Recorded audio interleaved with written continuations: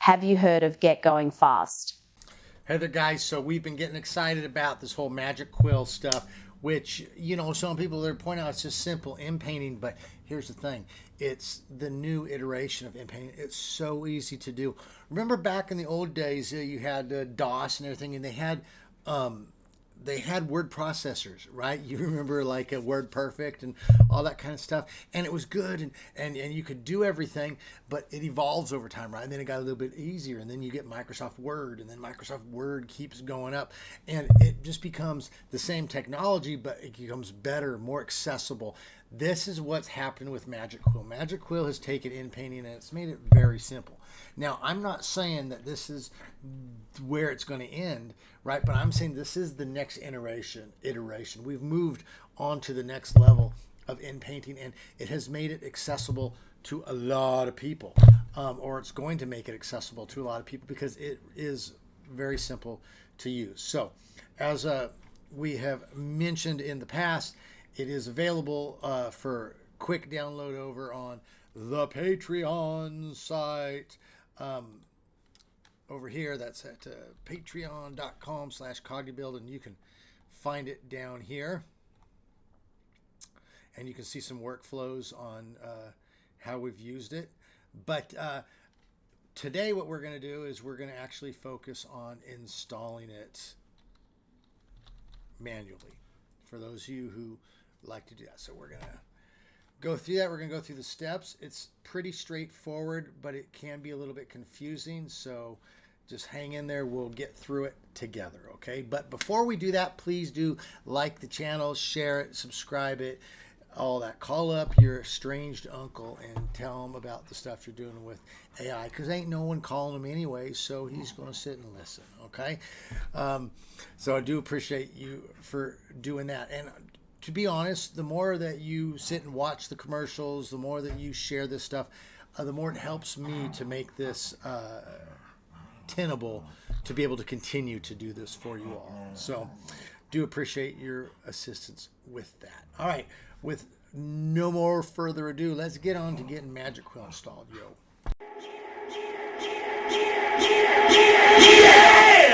All right, so let's go ahead and get going. We're going to be going over here to our browser. We're going to be grabbing this repository. So really easy to find. We're just going to go ahead in our browser and type MagicQuill GitHub. Yo, okay. So it's going to be this one up here that actually says MagicQuill, and it says an intelligent interactive image editing system. You want that one, so we'll just click on it. Okay. Now, I was looking through this and I realized they've actually streamlined this. Before, it was not so easy to do on the Windows thing, and evidently in the last day or two they have made some changes. So this is actually going to be a pretty easy install for you guys. So rejoice. Let's go over to our command prompt here, if it's going to pop up for us. There we go. All right, so this is actually going to be pretty easy. Let's go get to a place where we want to have it going, and let's go ahead and create a folder for it. So you could just clone it directly here and it'll create a folder, but I suggest you just make something like a directory that says MagicQuill or something like that. Okay, so I'm going to type mkdir, which means make directory, and then whatever I put after that is the name of the directory it's going to create. So we'll just go ahead and do that. Then I'm going to go cd. That means change directory. I'm going to go MagicQuill. Now I'm in that directory. You can tell it here because it says D MagicQuill. And if I type dir, we're going to see it's blank. There's nothing in there. So I'm going to type cls to clear that up.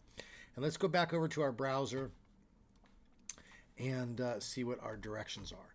So, okay, so it says GPUs required to run this. We've confirmed that model can run on GPUs with 8 gigabyte VRAM. So that's good news. Okay. Let's go ahead and clone the repo. So that means we're going to download all these files. Now we only do that when they ask us to, okay? We don't want to just jump ahead of ourselves. So let's go ahead and copy this. So, and I will show you what everything is doing. We'll pop on back to our command prompt. If I can find the right one. I got a few different command prompts open here. It's this one. Good Lord, I went through 4 of them there to finally get back to what I want. Okay, I'm going to hit Control V, and now this is where you have to have Git installed. Git downloads repositories. So what we're doing is use the word Git. That actually is calling the application. And what do we want the application to do? We want it to clone something. But now we're going to give it a parameter. We're going to say, not only do we want you to clone something, we want you to do it in a particular way. And we're going to use this dash to let it know it's a parameter. And we want it to do recursive. Now, what recursive means is, let's say I have a repository. Repository is where the files are, but let's say that repository requires some external stuff. So I'm like saying, hey, here's my app, and my app works, but I need this other dude's app also for it to work. So I've linked over to a different place over here. What recursive is going to do is it's going to say, okay, download everything, but also look if there's some external dependencies and grab those too. Okay, so that's what that recursive command is going to do. And then it's going to say, what are we downloading it from? What's the initial thing? Well, it's going to be this one, this website here. And it's going to create a folder called MagicQuill. So effectively, we're going to have a folder MagicQuill inside a folder called MagicQuill. So let's go over here and hit enter. So you see it's downloading. It goes like that. If you listen real closely, you can hear it. Okay. And then it's done. So now if we type dir, which stands for directory, we're going to see it created another folder called MagicQuill. And if we go over to our browser, we'll see that it wants us to go into that directory. Okay, so what we will do is go into that directory, cd MagicQuill. Now, if you're doing this in Linux, you got to keep the capitals. You have to keep it the same. In Windows, it doesn't matter. It will understand it. Okay, so going back to our browser over here,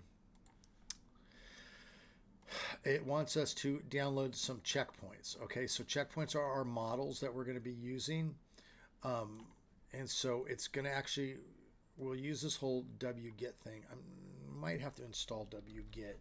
I usually use a curl command. Wget is a Linux command. So let's do this really quick. Let's go over here and let's type chat.openai.com, and that's going to bring us over to ChatGPT. And let's say, let's just tell it, convert this command to a Windows terminal curl. Okay, and I'm going to put a colon there, and then I'm going to hit Control V. And let's go ahead and hit that.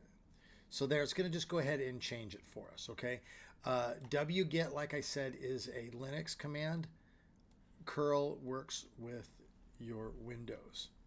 So it's going to go ahead and convert that. So pop back over to our command prompt. And let's go ahead and just paste that bad boy in. So curl is the command. -L, I believe, is saying follow any links. So if it says like to get, you know, sometimes you click on a download and it says you have to go to this other, it sends you to another place to get it. It just says follow the path until you get to the file. And then -O is saying what to download it as. Okay, so it's going to go here and get all these files, and it's going to save it as a folder called models.zip, or a file called models.zip.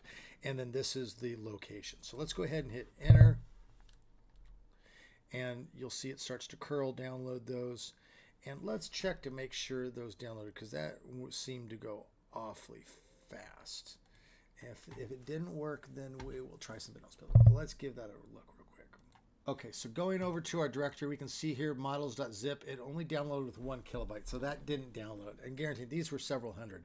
So let's try a couple different things.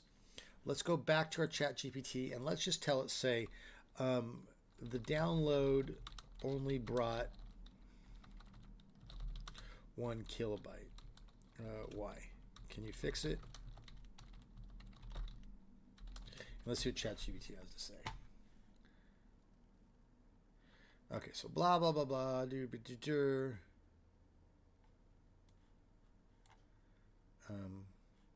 so it's saying that maybe it needs a token. Okay, so it's not really giving us any answers. Let's ask it, is there a simpler non-token answer. This works with wget.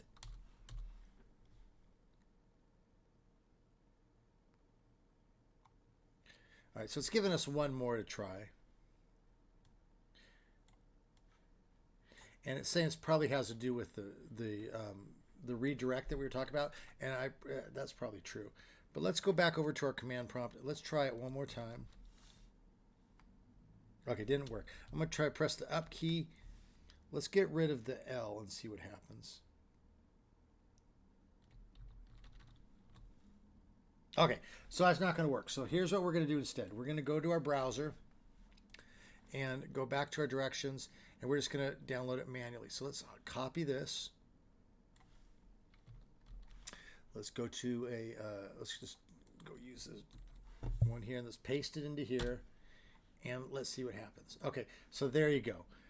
So now it actually is wanting to download. So let's go ahead and choose our folder. We'll go D, and we put it under MagicQuill. There it is. Okay, so let's go ahead and save it. Do we want to place it? Yes, we do. Okay, so that closes out. Now if we go back to our command prompt, we should see, oh, actually, if we go over to our browser, we're going to see that it's downloading. So it's going to take a little while. So look at that. That's a long download. So that's 27.6 gigabytes that it's downloaded. So it's going to take you quite a bit of time to get it. And what it's downloading are the image checkpoints. So truth be known, you don't have to have them all. So I think you have to have the basic one, which is the realistic vision, because it's programmed in there to look for. But you could remove these. Later on, I'll show you how to do that. Or you could add different ones in there as long as they're SD 1.5. They're going to work. So what we're going to do is let's go back over here to website, see what it's going to have us do after this. When it's done, it's going to have us unzip it, and then we'll go ahead and create our environment. Let's just, while this is downloading, let's move forward with the installation. So now it says it's given us a Windows setup.bat. Maybe that will work, maybe not. I haven't looked at it. Let's just go do it by hand anyways, because this is all good practice. And we will come back to the unzipping of this later. But let's go ahead and get our virtual environment. If we haven't done one of these in a while, so if you have forgotten what a virtual environment does, is it's like if I'm painting on a desk or something and I want to make sure I don't get paint on the desk, I put a cover over it, right? I put some newspaper over it or something like that. So then if paint spills, it doesn't get on the table. Or, you know, like I'm eating, I put a placemat, right? So then I'm being sloppy with my meat and my potatoes and gravy. It hits off the plate. It gets on the placemat, not the table. So when we set up a virtual environment, it does the same thing. It keeps us from accidentally installing stuff into our main base system that we don't want to install. And I guarantee you start getting too much stuff into your base install, all of a sudden you start getting errors and you don't know why. You're scratching your head, and it's because you've got conflicts going on. And your system can actually get bad enough to the point where you're just like, I got to reinstall because it's gotten too polluted. So you want to avoid that by using a virtual environment. So let's go here and let's clear the screen. So I'm going to type CLS, just clear screen, clear mind. All right. Let's go back and see what it has us doing. Now I want you to notice we have to use Python 3.10. Okay, so what we're going to do is we're going to use Miniconda. If you don't have Miniconda installed, you need to go watch my video on how to install it. You just can do a search for Miniconda install, download it, but there's a few key settings that are very important. It'll mess up your system. You do not want to set up Miniconda as your working Python installer, because it'll screw up your stuff. So make sure you go watch my other video on how to set up Miniconda if you don't have that. But let's go ahead and copy this and head back over to our command prompt, and we're just going to paste this in, or we could, or we could type it in, whatever. Conda is the name of the program we're calling. We're going to say, what do we want it to do? We want it to create a virtual environment. We need to give it a parameter of -n, or you could just type name, but we'll just do the n. And what are we going to call it? We're going to call it MagicQuill. Okay. Now I'm actually called MagicQuill 2 just because I've already created one of these. But you just put MagicQuill. You can put whatever you want. You could call it the best virtual environment the world has ever seen. And it'll create that. But then you're going to have to type that in every time. So it's good just to keep it into something that makes sense for you. And then what we're going to do, I'm going to put the 2. For me, I'm going to put the 2 just because I already have one. You just put MagicQuill. Then what we're going to get to do, which is nice about using Conda, is that we can actually choose a Python version. So I know like my Python on my system is Python 3.11, but we need 3.10 for this. So we're going to be able to install 3.10 just by typing it in there. There are other types of virtual environments that Python gives us. Those are venv. You can't do the same with that, but you can do it with Miniconda, which makes Miniconda nice. I'm going to put a -y, and that means don't bother prompting me, just create it. Okay, because it'll say, are you sure you won't do it? And I'll just like, and then you have to hit yes. Just put -y. And that actually helps when you're building longer scripts and you don't want to have to come back and be checking to see if you have to click a button. You just prompt it yes, and then you know your script will run without stopping. Okay, so it went ahead and it's creating that there. Look at that. It's done. It's created it. Now to go ahead and activate it, we're going to type Conda. Again, we're calling the program. What do we want Conda to do? We want it to activate a virtual environment. Which one? We want to activate MagicQuill. In my case, 2. Now watch what's going to happen. Well, that should have happened. Oh, could not find the Conda environment. What did I... Let's go. Conda activate. Oh, there we go. I must have spelt it wrong. I don't know what I did wrong there. But anyway, so now you can see we're in the virtual environment right there. That shows us. And then this is the directory that we're in. As long as you see this here, we know that whatever we're installing, it's going into our virtual environment, not onto our system. So let's click on back to our browser.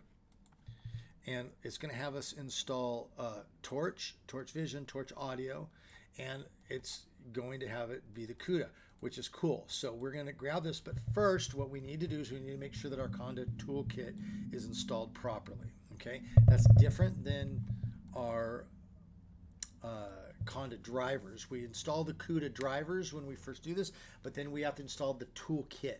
So it's like saying we have a factory over here. This is our CUDA factory, but we need to have a road which goes to it, right? You could build a factory, but there's no roads to it, then nothing can get to it. So the toolkit is like the road that's getting in there. So we're going to go ahead and install that before we install the Torch. And the same way we do it, we're going to use Conda. We're calling the Conda program.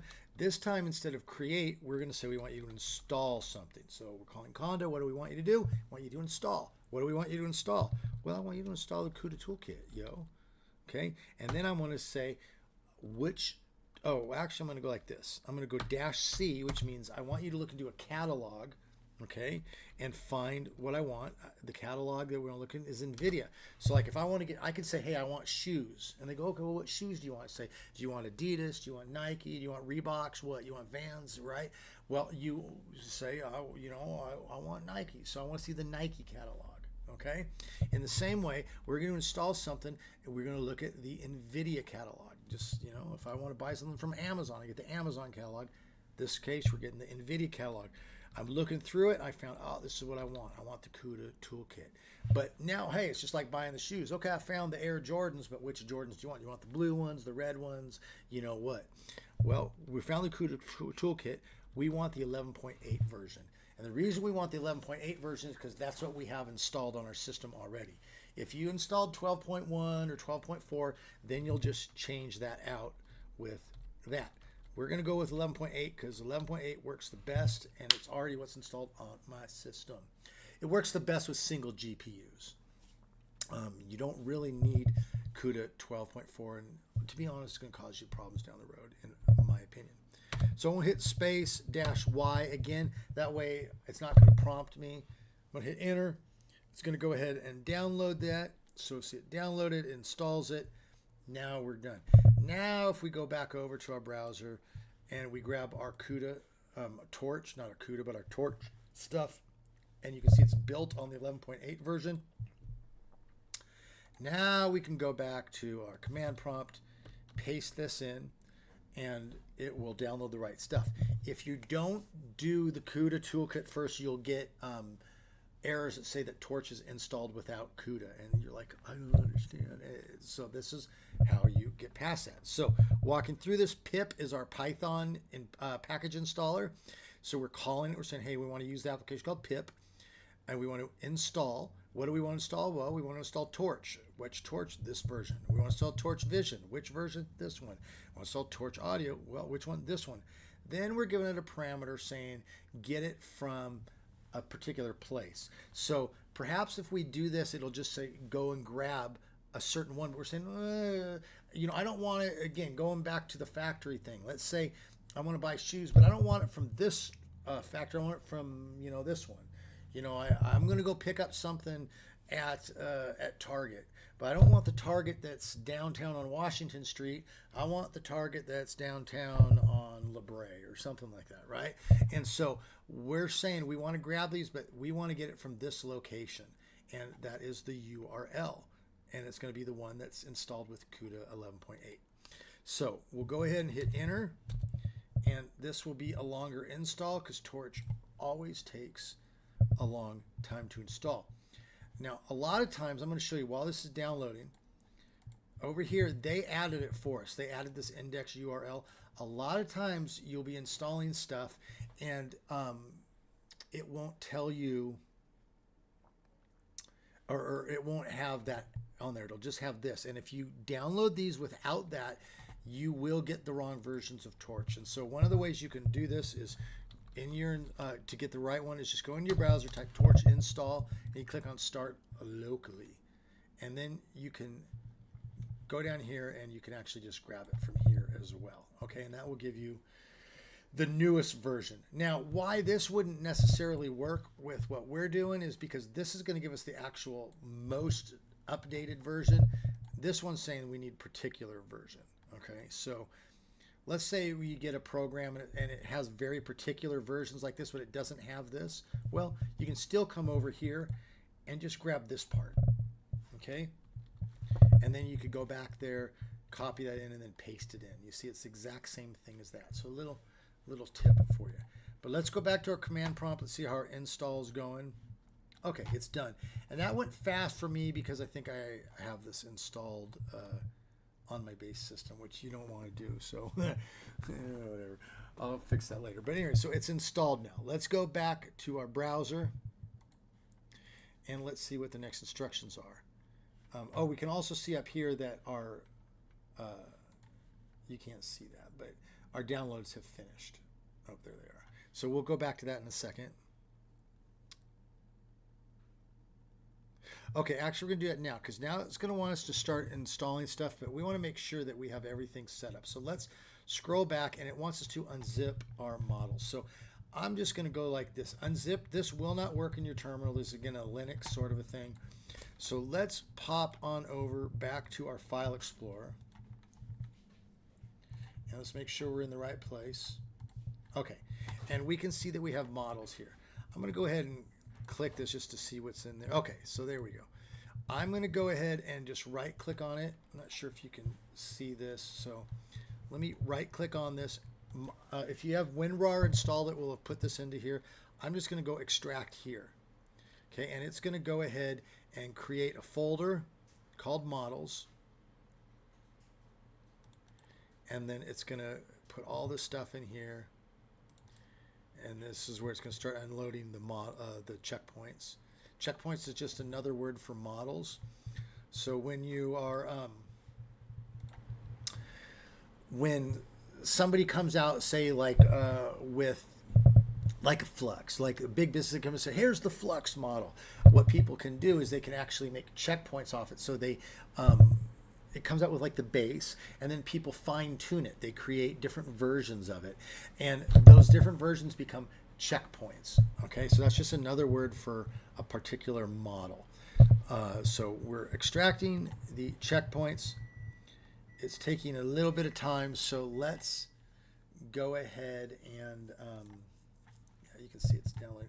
Let's go ahead and pause while this does, because it's a lot. It's 27 gigabytes, which actually means outside of that it's going to be even bigger. So let's pause this while it's done, and we'll be right back. Okay, and so the unzipping is done, and you'll notice again we've got our models here, and then we can go into our checkpoints. It created SD 1.5, and then these are the models it downloaded. So if you want to get rid of these, you can delete them out. Realistic vision has to be there because the application actually goes for it for default, and if it's not there, it'll throw an error. To be honest, you can grab different models just by going over here to your browser, and you go to civitai.com, and then you can just type in SD 1.5, okay, and it'll show you different SD 1.5 models. Now, these are no good. These are all LoRa's. So what you do is you go over here and just click checkpoint, and then these will show you the different checkpoints that you can download. So to get different style of stuff, okay. And if you do want to do that, then all you do is you just go back to your file explorer and you would download them into this folder. Okay, but let's get back to our directions. So we have unzipped these. Now let's get down to installing it. Okay, those are all in the right place. So we're going to need to, okay, going back to our command prompt, we're still in the right directory. We've installed all the torch stuff. Let's just type CLS to clear the screen again. And let's go back here and get our next directions. So we need to install the Gradio interface. So we're going to do this. This is a wheel, so it means it's going to pull down all of our stuff. It's actually going to build it here on our machine. So instead of it already being pre-created, it's going to create it for us. So let's go back to our command prompt. Paste that in there. So same thing, pip is the package installer. We want it to install something. What do we want it to install? We want it to install this. And so I'm going to assume it's already downloaded. So let's go ahead and hit enter. Yep, so it downloaded part of it already. So it's going to go through there and build that.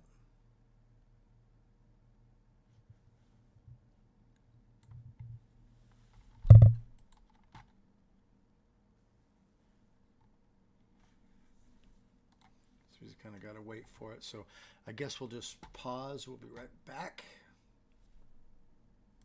Okay, so it's done. So let's go ahead and go back to our browser, figure out the next thing. So, okay, so now I want to install the LLaVA environment. So the LLaVA environment is what we throw stuff in there and it explains what the image is. So in other words, what it's doing is it's taking an image, it's having the machine figure out what each different part is, and then that way it can actually prompt it correctly. Now it says for Linux we want to do this, and it's basically we need to copy some files, but we don't want that. We want the Windows. So let's go ahead and we're going to copy this file, and then we're going to put it into that folder. So we'll hit control. Let's go back. Oops, command prompt. Let's actually clear this out. CLS. Okay, now we're going to paste it. So copy is the command, and I believe that Y just says to overwrite if it's there, or maybe it actually means to create that. So this is the file we're going to copy, and then we're going to put it in this directory and then into that directory. So let's go ahead and hit that, and it was done. One file copied. So now we'll go back over here. It wants us to install the LLaVA stuff there. So what it's going to do here now, I'll explain to you as simply as I can. Pip install, when it does it, what it does is it pulls down packages. It usually puts it into our virtual environment, right? So if we download Torch or we download something, it's putting it in a special place and just keeping it over there in a static sense. When we push this -E, what we're doing is we're putting it into editing mode, which means it's going to download, it's going to install the stuff that we want, but it's not going to put it in the virtual environment location, it's going to keep it locally. And that way we can actually edit it if we want to later on without having to reload it. So if that doesn't make sense, then you're a perfectly normal person. You can always throw it into Chat GPT. Now, within this LLaVA folder, there's going to be, installation instructions. So all we're doing here is we're saying go into this directory and you will find the installation. So we're going to go ahead and do that. And so it's going to go there, and there you go. It's going to build the dependencies, and it's going to keep them locally. And once this is done, we should be ready to roll. So let's see how long this is going to take. Shouldn't take too long. Maybe I'll just pause it here really quick, and we'll be right back. Okay, and so that install, it just took like a minute or so. So what we need to do now is go back to our browser, and it says that we're ready. Oh, we have to install the remaining environment. Okay, so there's a few other dependencies, so we're going to copy this. Now, before we do this, so I want to check something. Make sure we can save some time. Let's go back to our File Explorer. We're going to be installing everything that's inside this folder. Okay, and I'm going to show you what's inside there. And I can already tell you this is going to have some problems here. So what our pip install command is going to do is going to say install everything that's inside this folder. It's going to install this Torch SDE, which is going to mess up the Torch install we did. So honestly, we should have done this first and then done the Torch separately, but it's fine. We'll go ahead and install this, and then we'll just have to go reinstall the other Torch when we're done. No big deal. Let's go to our command prompt. Let's type CLS to clear the screen again. And now we're going to go ahead and pip install. We use that -R to say we want you to install from reading something, and we want you to read this requirements.txt file. So let's go ahead and hit enter. And now it's going to go through there. It's going to grab all those packages.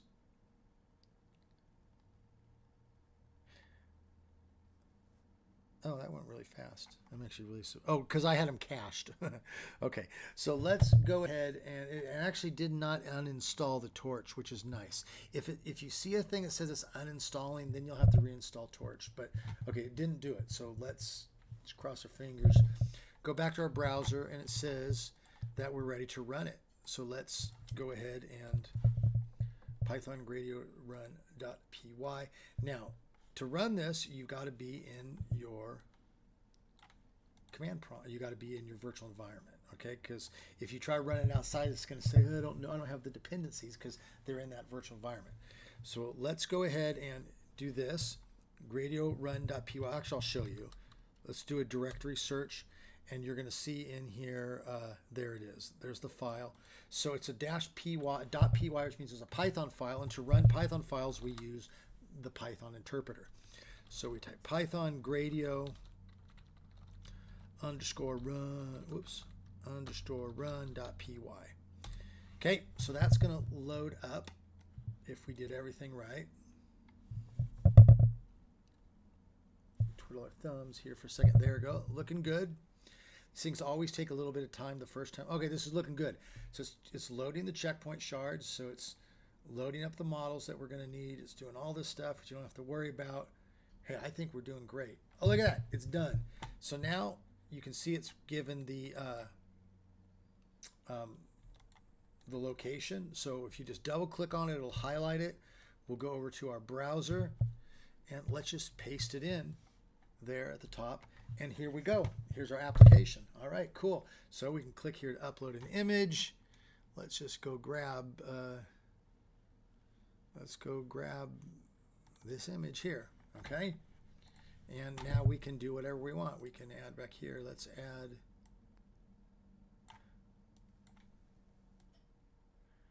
a flying saucer.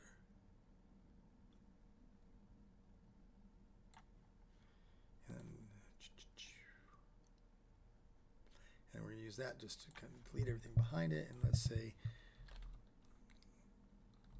flying saucer UFO. And there you go. There you have it. Nice. So it is working There we did it, guys. So that was not so bad. It takes a little bit of time, can be a little bit confusing.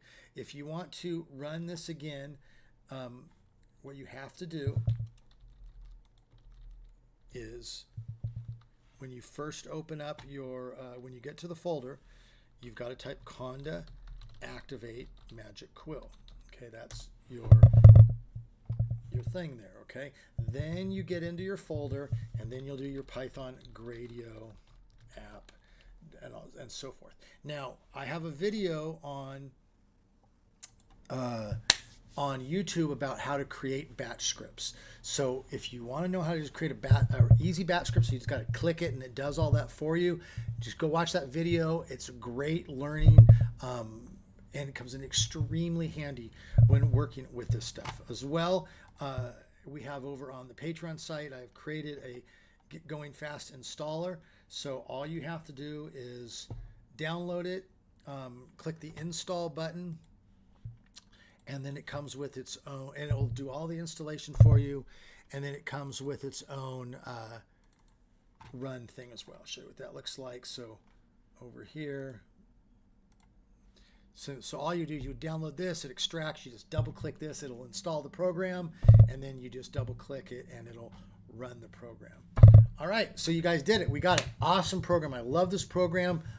Extremely useful, and like I said at the beginning, extremely handy. Okay, it's not a new technology, but it's done so well and so easy to use that this has become, in my opinion, one of the best apps, open source utility tools of the year. So very excited about that. If you have any questions, hit me up on the Discord. You can find me on Reddit. You can hit me up on YouTube. I mean, I'm all over the internet. You're welcome to come be part of what we're doing on Discord. We just work on AI all day long. We'd love to have you hang out with us as well. So, all right, I'm going to leave you there. And in the meanwhile, you stay good, and yo, we going to catch you on the other side. Yo.